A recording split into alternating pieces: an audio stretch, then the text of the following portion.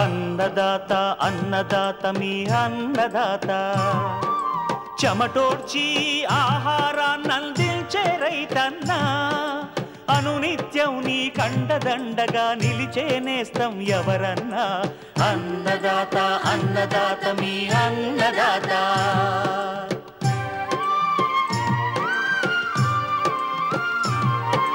నూతన రీతుల సాగుబడికి నూరింతలు పెరిగే దిగుబడికి సూచనలిచ్చే సస్య రక్షణకు పశు పోషణకి శాస్త్ర విజ్ఞానం అందించి ముందుకు నడిపే తెలుగు రైతు భారతదేశానికి మకుటం అయ్యేలా తీర్చిదిద్దే ఆశయంతో మిమ్ము మేలు కొలిపేది అన్నదాత అన్నదాత అన్నదాత మీ అన్నదాత అన్నదాత అన్నదాత మీ అన్నదాత. అన్నదాత ప్రేక్షకులకు నమస్కారం. ఈనాటి ముఖ్యాంశాలు: వేసవిలో సాగుకు అనువైన చిరుధాన్యాలు,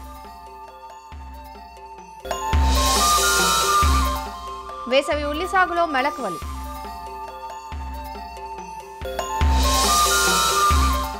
ఇంకా జై కిసాన్ వ్యవసాయ సమాచారం.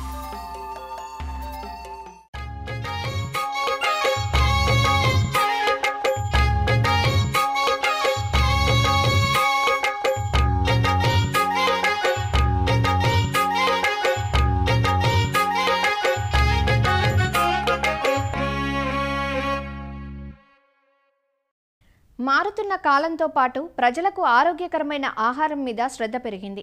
దీంతో చిరుధాన్యాల విస్తీర్ణం క్రమేణా పుంజుకుంటోంది. చిరుధాన్యాల్లో ప్రధానంగా వాడుకలో ఉన్నవి సజ్జ, జొన్న, రాగి, కొర్రలు. వీటిని గింజ కోసమే కాకుండా పశుగ్రాసం కోసం కూడా వేసుకుంటూ ఉంటారు. వీటిని ఖరీఫ్, రబీ, వేసవి కాలాల్లో సాగు చేసుకునే వీలుంటుంది. వేసవి పంటగా వేసుకోవడానికి జనవరి, ఫిబ్రవరి మాసాలు అనువైనవి. వేసవి కాలంలో సాగు చేసుకోదగ్గ చిరుధాన్యాలు సాగులో పాటించాల్సిన మెలకువలను వివరిస్తున్నారు ప్రొఫెసర్ జయశంకర్, తెలంగాణ రాష్ట్ర వ్యవసాయ విశ్వవిద్యాలయం, నాగర్ కర్నూలు జిల్లా పాలెం ప్రాంతీయ వ్యవసాయ పరిశోధనా స్థానం శాస్త్రవేత్త డాక్టర్ ఝాన్సీ రాణి. వేసవికి అనువైన చిరుధాన్యాల పంటలను చూసినట్లయితే కనుక సజ్జ, రాగి, కొర్ర అన్నవి చాలా అనుకూలమైనవి. వేసవి పంటను వేసుకోవడానికి జనవరి నుంచి ఫిబ్రవరి 2వ వారంలోపు విత్తుకోవడానికి ఏ రోజైనా అనుకూలమైనది. రకాలు, విత్తన లభ్యత చూసినట్లయితే సజ్జలో సూటి రకాలు ABV 04 మరియు ధనశక్తి అనే రకాలు ఉన్నాయి. అదేవిధంగా రాగిలో ఇప్పుడు వేసవి కాలంలో మనము స్వల్పకాలిక రకాలు వేసుకోవాలి, అంటే 90 రోజులు 100 రోజుల్లో వచ్చే పంటలను వేసుకోవాలి. కాబట్టి పాలెం నుంచి 2 రకాలు ఉన్నాయి, మారుతి మరియు PRS2 అనే రకాలు. తర్వాత కొర్ర పంటలో ఆసక్తి ఉన్నవాళ్ళు కూడా నూతనంగా విడుదలైన రకాలు గరుడ, రేనాడు, లేకపోతే పాత రకమైన SIA 3156 వీటిల్లో ఏదో ఒక రకం, అంటే విత్తన లభ్యతను బట్టి ఏదో ఒక రకాన్ని తెచ్చుకొని రైతులు సాగు చేసుకోవచ్చు. సజ్జలో చూసినట్లయితే కనుక సజ్జను గింజల కోసమే కాదు పశుగ్రాసం కోసం కూడా రైతులు వినియోగిస్తారు. కావున మీరు మామూలు సజ్జనే కాకుండా పశుగ్రాస సజ్జను కూడా వేసుకోవచ్చు. సాగు వివరాలు చూసినట్లయితే నేలను బాగా పొడిగా దుక్కి చేసుకొని నేరుగా అంటే సాళ్ళలాగా చేసుకొని మనం సజ్జను విత్తనాలు వేసుకోవచ్చు. ఈ సాళ్ళ పద్ధతిలో అయితే కనుక సాలుకి 30 సెంటీమీటర్లు ఎడముంచి మొక్కకి 15 సెంటీమీటర్ల ఎడముంచి విత్తుకున్నట్లయితే ఎక్కువ మొక్కల సంఖ్య వచ్చి ఎక్కువ దిగుబడి వచ్చే అవకాశం ఉంది. అట్లాగే ఇట్లాగ సాళ్ళు చేసుకోలేని వాళ్ళు వెదజల్లి కూడా ఈ సజ్జ పంట నాటుకోవచ్చు. అదేవిధంగా ఈ రాగి, కొర్ర తదితర చిరుధాన్యాల పంటలను కూడా ఈ సాళ్ళ పద్ధతిలోనూ లేకపోతే వెదజల్లే పద్ధతిలోనూ, అంటే రైతు అనుకూలతను బట్టి ఏ పద్ధతిలో అయినా నాటుకోవచ్చు. ఈ పంటలన్నిటికి కూడా విత్తన మోతాదు చూసినట్లయితే ఎకరానికి 2 కేజీలు. అట్లా కాకుండా వెదజల్లే పద్ధతిలో వేసుకోవాలి అనుకున్న వాళ్ళు 4 కేజీలు విత్తనాన్ని పెంచి వేసుకోవాలి. తర్వాత ఎరువుల యాజమాన్యం చూసినట్లయితే నాటిన వెంటనే ఎకరానికి 1 బస్తా DAP వేసుకొని 1 బస్తా పొటాష్ ఈ రెండింటిని కలిపి నాటిన వెంటనే వేసుకోవాలి. ఆ తర్వాత పంటకు పైపాటుగా, అంటే పంట విత్తిన 30 రోజులకు యూరియాని పైపాటుగా వేసుకోవాలి. ఈ విధంగా వేసుకోవడం వల్ల 2వ దఫా నత్రజనిని కూడా మనం పంటలకు అందించినట్లుగా అవుతుంది. ఈ విధంగా ఎరువుల యాజమాన్యం, అంటే కొద్దిపాటి ఎరువుల యాజమాన్యం చేసుకొని మనం ఈ చిరుధాన్యాలను సాగు చేసుకోవచ్చు. ఈ చిరుధాన్యాలన్నీ కూడా ఈ వేసవి పంటలో చాలా అనుకూలమైనదని ఎందుకు చెప్తున్నామంటే ఈ అధిక ఉష్ణోగ్రతను తట్టుకునే పంటలు కాబట్టి ఈ వేసవికి అనుకూలం అనేవి చెప్తున్నాము. అయినప్పటికీ కూడా పంట కీలక దశల్లో ఒక 3 కీలక దశలు ఉంటాయి. అంటే పూత దశ, తర్వాత గింజ ఏర్పడే దశ, పాలు పోసుకునే దశల్లో ఒక 2-3 కీలక దశల్లో మాత్రం అవసరమైనంత మేరకు మనము నీటిని అందించాల్సిన అవసరం ఉంది. ఈ విధంగా నీటి యాజమాన్యం చేసుకున్నట్లయితే ఈ పంటలను బాగా సాగు చేసుకోవచ్చు. ఆ తర్వాత వీటిలో సస్యరక్షణ చూసినట్లయితే ఈ వేసవి కాలంలో అంతగా చీడపీడలు కూడా ఈ పంటలకు అంతగా రావు.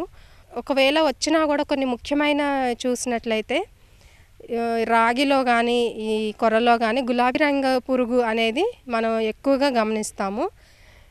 ఈ గులాబీ రంగు పురుగు కనుక వచ్చినట్లయితే కొరాజన్ అనే మందుని 0.3 ml per లీటర్కు కలిపి పిచికారీ చేసుకుంటే దీన్ని నివారించుకోవచ్చు. ఈ విధంగా మనము కొన్ని చిన్నపాటి యాజమాన్య పద్ధతులు పాటించి ఈ పంటలను ఈ వేసవిలో సాగు చేసుకోవచ్చు.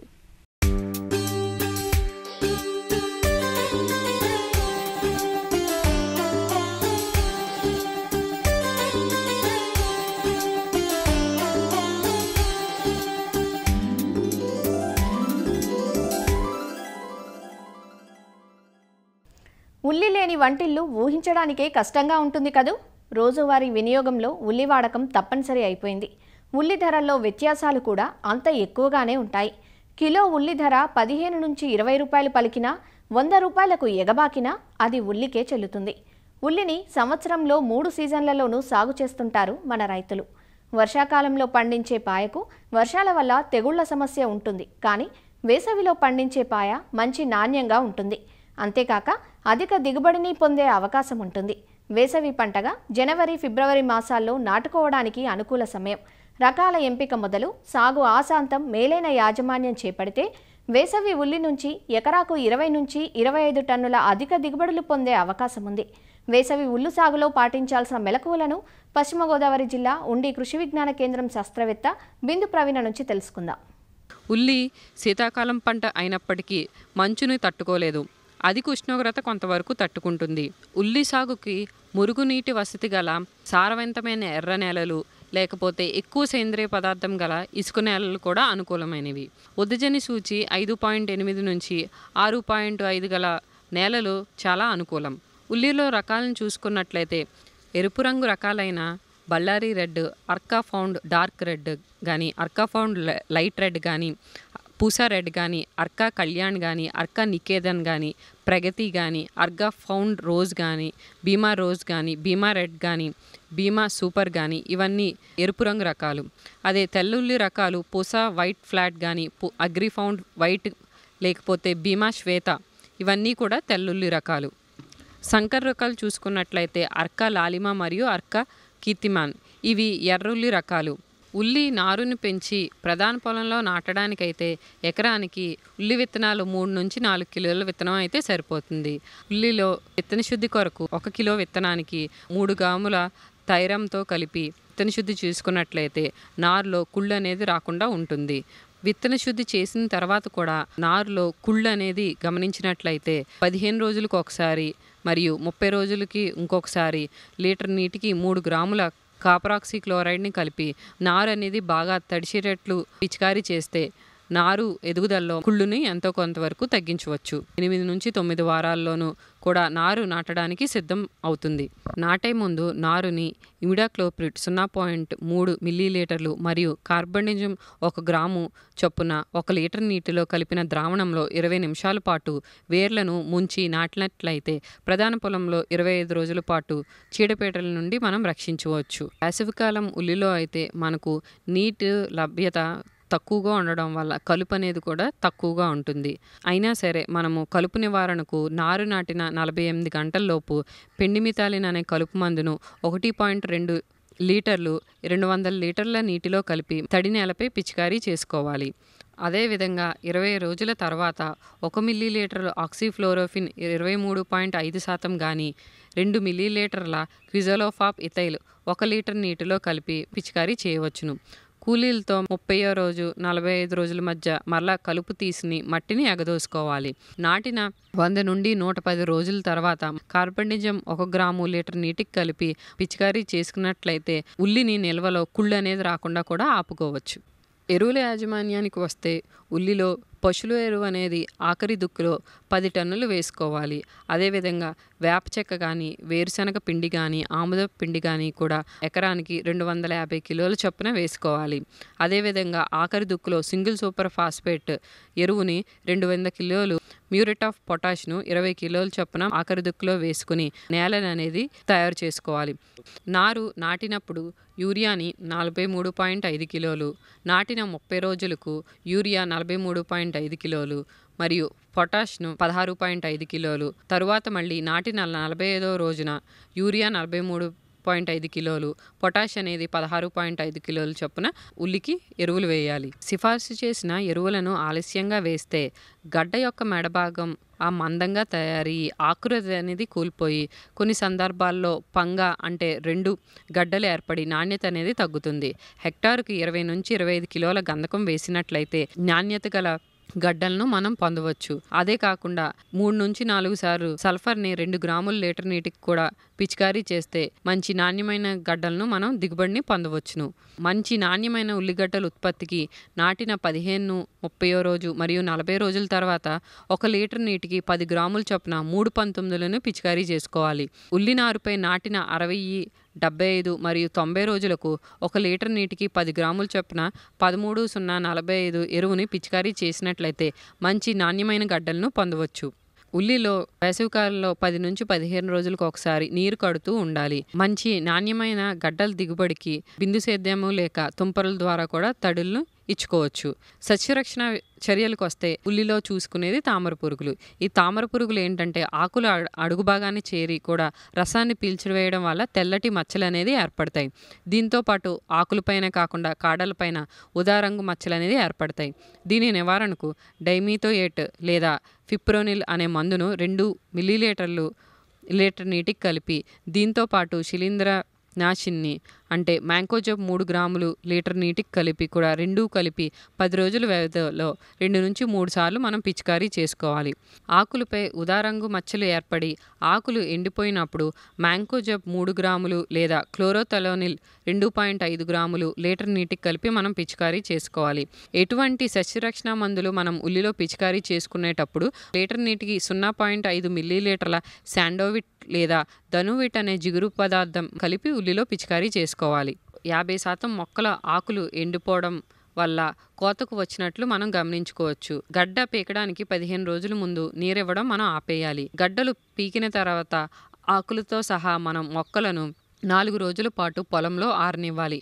ఆ తరువాత గడ్డకు 1 అంగుళం అంటే 2.5 సెంటీమీటర్ల దూరంలో మనము కోసి నీడలో ఆరనిస్తే గడ్డ పైభాగం అనేది పూర్తిగా మూసుకుపోయి మనకి శిలీంధ్రాలు అనేది లోపలికి చొరబడకుండా ఉంటుంది. కుళ్ళిన గడ్డలను అదేవిధంగా తెగిన గడ్డలను కూడా వేరు చేసి మిగిలిన మంచి గడ్డలను సైజు వారీగా కూడా మనం గ్రేడింగ్ చేసుకుని నీడలో 2 నుంచి 3 వారాలు ఆరబెడితే గడ్డ పైపొర అనేది బాగా అభివృద్ధి చెంది నాణ్యత అనేది బాగుంటుంది. ఈ విధంగా ఆరిన ఉల్లిగడ్డలను ఏంటంటే గాలి చొరబడే మంచి సంచులలో నాణ్యత గల సంచులలో వేసి 4 వైపులా గాలి చొరబడే విధంగా ఉండే గోడౌన్లో మనం నిల్వ చేసుకుని మార్కెట్కు తరలించుకోవాలి. అదే శీతల గిడ్డంగుల్లో నిల్వ చేసే ఉద్దేశం అయితే 0 డిగ్రీల సెంటీగ్రేడ్ ఉష్ణోగ్రత వద్ద మరియు 65 నుంచి 70% గాలిలో తేమ వద్ద 3 నుంచి 5 నెలల పాటు మనం నిల్వ చేయవచ్చు.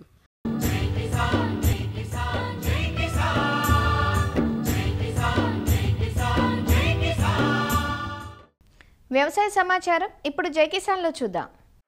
కందుల కొనుగోళ్లలో నాఫెడ్ నిబంధనలతో దళారులను ఆశ్రయించక తప్పడం లేదంటూ ఉమ్మడి అనంతపురం జిల్లా రైతులు ఆందోళన చెందుతున్నారు. దీనికి తోడు ఈ ఏడాది కంది పంటకు తగ్గిన ధరలతో తీవ్రంగా నష్టపోతున్నామంటూ వాపోతున్నారు. ఖరీఫ్ ఆరంభం నుంచి అకాల వర్షాలు, అనుకూలించని వాతావరణంతో కంది సాగుకు భారీగా పెట్టుబడులు పెరిగాయి. డిసెంబర్ నుంచి కంది కోతలు పూర్తయి పంట చేతికొచ్చినప్పటికీ ప్రభుత్వం నుంచి కొనుగోళ్లకు ఎలాంటి ప్రకటన లేకపోవడంతో 70% పైగా కందులను రైతులు పొలం వద్దే దళారులకు విక్రయించారు. ప్రస్తుతం నాఫెడ్ కేంద్రాలు తెరిచినప్పటికీ నిబంధనలతో నష్టపోవాల్సి వస్తోందంటూ వాపోతున్నారు. ఎకరాకి 4.5 క్వింటాల దాకా వచ్చాయి నాకు కందులు వచ్చాయి. ఇప్పుడు ఇంతవరకు కొంటామంటున్నారు కానీ ఎవరు కొనలేదు. దళారులు 6,700 అడుగుతున్నారు సార్ రేటు. బయట రైచూరు అయితే 7,000, 7,500 దాకా పోతుందని అంటున్నారు. ఇప్పుడు వచ్చిన ఇబ్బందులు ఏమంటే క్రాప్ బుకింగ్ చేయించింటారు సార్. మేము 4 ఎకరాలు చేయించింటాం క్రాప్ బుకింగ్. క్రాప్ బుకింగ్లో ఏం చేస్తారు, మామూలుగా అంటే 2 క్వింటాలు 3 క్వింటాలు అట్లా కొంటారు. మావి ఎక్స్ట్రా ఏం ఎక్కడ అమ్ముకోవాలి సార్ మిగతావి? ప్రభుత్వానికి కందులు అమ్మితే ఇంతవరకు ఏ అధికారి కానీ ఎవరు కానీ ఏమీ చెప్పట్లేదు సార్. ఇంతవరకు మేము వచ్చి పలానా రోజుల్లో డబ్బులు పడతాయి, వారంకో 10 రోజులకో పడతాయని ఎవరు ఏ అధికారి, ఎమ్మెల్యే కానీ ఏ మంత్రి కానీ ఎవరు చెప్పట్లేదు సార్. నెల కావచ్చు, 15 రోజులు కావచ్చు, 2 నెలలు కావచ్చు, మళ్ళీ ఇబ్బంది పడాల్సి వస్తుందని మధ్యలో దళారులకు అమ్ముకునేస్తున్నారు రైతులు. ఆల్మోస్ట్ అల్లు రైతులతో ఉండే సరుకు అంతా వ్యాపారస్తులతో దళారుల చేతిలోకి వెళ్ళిపోయింది. గవర్నమెంట్ ఇప్పుడు 12% కావాలంటుంది తేమ శాతం కందులకు. కానీ ఇప్పుడు వాతావరణం బట్టి ఎంత ఆరేసినా కూడా 15% వస్తుంది కానీ 12 రావట్లే. అందువల్ల చాలా ఇబ్బందులు పడుతున్నాం సార్. రైతులు పొలం వస్తున్నాయంటేనే తగ్గించేసినారు. అప్పుడే 10,500 కోల్డ్ స్టోరేజ్లో అమ్మింటే పోయినసారి డిసెంబర్లోనే అప్పుడే మరి నెలకే తగ్గించేసినారు. 7,000, 7,500 తెచ్చేసినారు. అన్ని పంట అంతా అయిపోయినాక కొంటామంటుంటే మళ్ళీ అవి రిటర్న్ గోడ నుంచి వేసుకోరాలేము కదా సార్. మార్క్ఫెడ్ ద్వారా అనంతపురం జిల్లాలో 15 మండలాల్లో, శ్రీ సత్యసాయి జిల్లాలో 10 మండలాల్లో కందుల కొనుగోలు కేంద్రాలు ఏర్పాటు చేశారు. కేంద్ర ప్రభుత్వం క్వింటా కందికి 7,550 రూపాయల మద్దతు ధర ప్రకటించింది. అయితే కొనుగోళ్లలో మార్క్ఫెడ్ నిబంధనలు కఠినంగా ఉండటంతో దళారులను ఆశ్రయించి క్వింటా 6,500 నుంచి 6,800 రూపాయలకు తెగనమ్ముకోవాల్సి వస్తుందంటూ రైతులు వాపోతున్నారు. పోయినసారి కంది వచ్చేసి 16 ఎకరాలు సాగు చేశాం సార్. 42 క్వింటాలు అయినాయి. 11,600తో అమ్మాము. ఈసారి దిగుబడి వచ్చింది కానీ రైతుకు రేటు గిట్టుబాటు ధర లేదు సార్. ఫస్ట్ వచ్చేసి 9,000 ఉంది సార్. అయినాక రైతులు పంట వచ్చేసరికి 7,000 చేసేసారు. 7,000 నుంచి ఇప్పుడు 6,000, 6,500 అట్లా పడుతున్నారు. రైతులకు చాలా ఇబ్బంది అయిపోయింది సార్ గిట్టుబాటు ధర లేక. గవర్నమెంట్ అయితే చెప్పేది కానీ ఇంతవరకు ఏంది ఒక్క క్వింటం కూడా కొనలేదు. వాళ్ళు వచ్చేసి తేమ శాతం అడుగుతున్నారు. తేమ శాతం వచ్చేసి 12 ఉండాలంటున్నారు. కానీ అది 15కి చూపిస్తూనే ఉంటుంది. ఎన్ని రోజులు ఎండి వేసినా 15 చూపిస్తుంది సార్. కానీ అమౌంట్ పడేకి లేట్ అవుతుందని రైతులంతా దళారుల చేతుల్లో మోసపోతున్నారు సార్. ఒక రైతుకు వచ్చేసి 4 ఎకరాలు ఈ క్రాప్ చేయించుకున్నాం అనుకో సార్. 4 ఎకరాలకు వచ్చేసి మనకు 16 క్వింటాలు అవుతుంది. కానీ గవర్నమెంట్ వచ్చేసి 8 క్వింటాలు 10 క్వింటాల దాకా ఉంటుంది. మిగతావన్నీ ఇబ్బంది అవుతుంది కదా సార్ అమ్ముకునేకి. అందుకు ఇక్కడ ఒక కోల్డ్ స్టోరేజ్లో పెట్టేసుకుంటున్నాం సార్. నేను 10 ఎకరాలు కంది చేసినాను సార్. ఎంతో 30 క్వింటాల దాని అవుతాయి. ఇంకా 30 క్వింటాలు కానీ గవర్నమెంట్ పడదామని చూస్తే గవర్నమెంట్ 12% పసిమండాలు అంటారు. 12% అంటే నువ్వు 6 నెలలు ఇంట్లో పెట్టుకో, 12% రావు, 15 తక్కువ రావు. ఎక్కడన్నా మార్కెట్కి ఎత్తుదామా రేట్ డౌన్ అయిపోయింది. పెట్టుబడి చూస్తే భారీ పెట్టుబడులు వస్తున్నాయి. ఇంక కూలర్ ఖర్చులు, మిషన్ ఖర్చులు అన్నీ ఎట్లా వస్తున్నాయి. ఇప్పుడు ఆ 30 క్వింటాలు ఎకరాకు 3 క్వింటాలు ఏదో బిర్ర అయిపోయినాయి.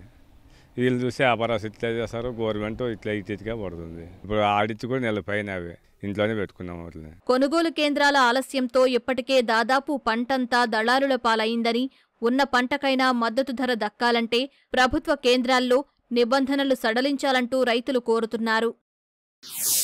హైదరాబాద్ హైటెక్స్లో 3 రోజుల పాటు కిసాన్ మేళా ఘనంగా జరిగింది. ఫిబ్రవరి 7 నుంచి 9 వరకు జరిగిన ఈ కార్యక్రమంలో దాదాపు 150కి పైగా స్టాళ్లను ఏర్పాటు చేశారు. సాగులో వస్తున్న నూతన పోకడలు, సాంకేతికత, చిన్న సన్నకారు రైతులకు అక్కరకు వచ్చే పలు రకాల పరికరాలపై అవగాహన కలిగేలా కిసాన్ మేళాను ఏర్పాటు చేశారు. ఈ మేళాలో వ్యవసాయ, ఉద్యాన శాఖలు సైతం స్టాళ్లను ఏర్పాటు చేశాయి. శ్రీ కొండా లక్ష్మణ ఉద్యాన శాస్త్రవేత్తల తోడ్పాటుతో ఉద్యాన శాఖ ప్రత్యేకంగా రైతులకు శిక్షణ తరగతులు ఏర్పాటు చేసింది. రైతులకు వచ్చేసి ఇది one of the best opportunity అండి. ఎందుకు అనంటే రకరకాల మిషనరీస్ కానీ, టూల్స్ కానీ, కొత్త కొత్త ఆవిష్కరణలు, చిన్న చిన్న రోబోట్స్, స్మాల్ స్కేల్ ఫార్మర్స్ వీళ్ళందరికీ బాగా ఉపయోగపడేటట్టు టూల్స్ అండ్ మెషినరీ తీసుకురావడం జరిగింది. అండ్ ఆల్ ఓవర్ ది వరల్డ్లో ఉన్న ఎగ్జిబిటర్స్ అందరినీ ఒక దగ్గర చేర్చడం జరిగింది. ఇక్కడ 150+ స్టాల్స్లలో మనకి government schemes, at the same time మనకి ఫర్టిలైజర్స్, వాటర్ పెవిలియన్ వాటి గురించి కానీ, మిషనరీ గురించి, ట్రాక్టర్స్ అన్ని డిస్ప్లే చేయడం జరిగింది. సో మేజర్గా మేము trichoderma viride and Pseudomonas fluorescens అనేది మ్యానుఫ్యాక్చర్ చేస్తామండి.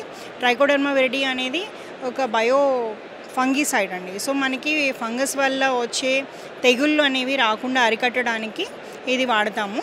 అండ్ సూడోమోనాస్ ఫ్లోరెసెన్స్ అనేది బ్యాక్టీరియా వల్ల వచ్చే తెగుళ్ళు రాకుండా అరికట్టడానికి అనేసి దీన్ని మనము విత్తన శుద్ధికి మరియు భూమిలో చల్లుకోవడానికి వాడుకోవచ్చు అండి. దీంతో పాటు మన వ్యవసాయ శాఖ స్టాల్లో ఇక్కడ ఏంటంటే న్యాచురల్ ఫార్మింగ్ అంటే వర్మీ కంపోస్ట్, నీమ్ కేక్ అలాంటివి యూస్ చేసుకోండి. అండ్ ఇంకోటి బయో ఫర్టిలైజర్స్ పెట్టామండి. మన తెలంగాణలో పండే వివిధ రకాల కూరగాయలు, పండ్లు, స్పైసెస్ అన్ని తీసుకొచ్చి ఇక్కడ డిస్ప్లే చేయడం జరుగుతుంది. మేజర్గా ప్రధానంగా మన డిపార్ట్మెంట్ ఆయిల్ పామ్ గురించి మనము ఎంకరేజ్ చేస్తున్నాము. సబ్సిడీలు ఏ విధంగా ఇస్తున్నాం, మొక్కలు ఏ విధంగా ఎక్కడి నుంచి తెచ్చుకోవాలి, జిల్లాల్లో ఏ అధికారులను అప్రోచ్ కావాలని చెప్పేసి కూడా చెప్పడం జరుగుతుంది. కిసాన్ ఎక్స్పోలో భాగంగా వ్యవసాయంతో పాటు అనుబంధ రంగాల గురించి రైతులకు అవగాహన కలిగించేలా స్టాళ్లు ఏర్పాటు చేశారు. రోబోలు, డ్రోన్లు ప్రత్యేక ఆకర్షణగా నిలిచాయి. ట్రాక్టర్లు, సరికొత్త సాగు విధానాలు, పూలు, పండ్ల మొక్కల సాగు, వాటికి కావలసిన రసాయనాలు అన్నింటినీ ఒకే చోట చేర్చడంతో రైతులు సంతోషం వ్యక్తం చేస్తున్నారు. ప్రతి పంటలో కూడా 70 నుంచి 80% తేనెటీగల వల్లనే పరపరాగ సంపర్కం అనేది జరుగుతుంది. సో అవి మనకి పురుగు మందులు వాడడం వల్ల, అలాగే మనం చెట్ల మీద కనిపించగానే భయపడి వాటిని పొగపెట్టడం, మంట పెట్టడం చేస్తున్నాము. వాటి సంతతి కూడా లాస్ట్ 3-4 ఇయర్స్లోనే మనకి 40 to 50% డిక్లైన్ అయిపోయింది న్యాచురల్గా.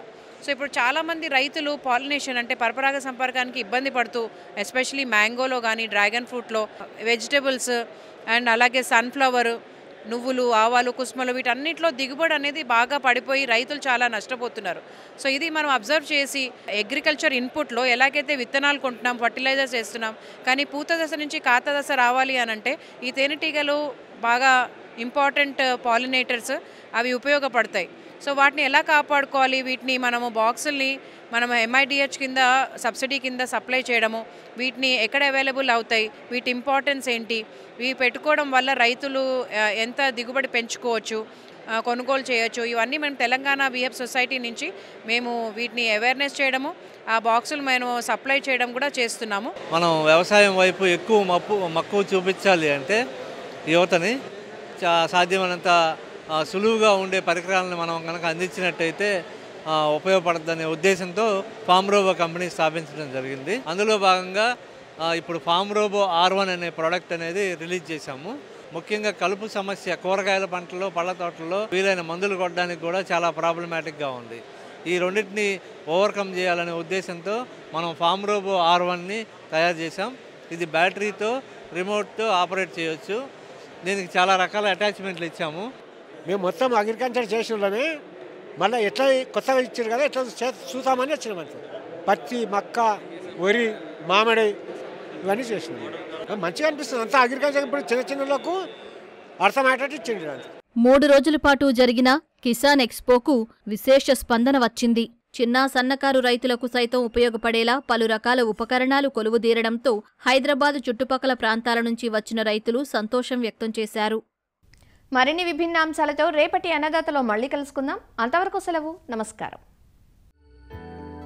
అన్నదాతలు తమ సందేహాలు, సమస్యలను 1800-425-4085 టోల్ ఫ్రీ నెంబర్లో ఉదయం 10 గంటల నుంచి 11 గంటల మధ్య పని దినాలలో సంప్రదించగలరు. ఈ కార్యక్రమాన్ని యూట్యూబ్లో www.youtube.com/అన్నదాత-ETV లింక్ ద్వారా వీక్షించవచ్చు. అన్నదాత కథనాలు ఈటీవీ విన్ మొబైల్ యాప్లో వీక్షించండి.